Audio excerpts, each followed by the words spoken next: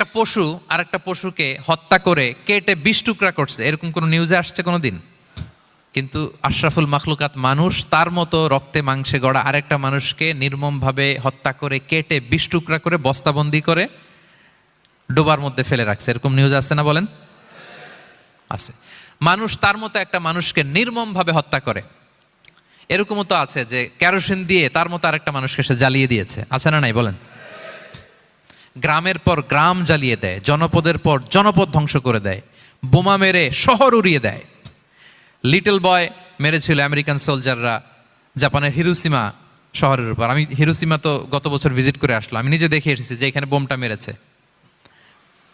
মুহূর্তের মধ্যে পুরো শহর ভ্যানিশ, এমন রেডিয়েশন।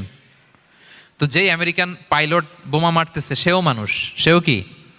আর যাদেরকে ধ্বংসের জন্য এই লিটল বয় মারলো হিরোশিমাতে আর ফ্যাটম্যান মারলো নাগা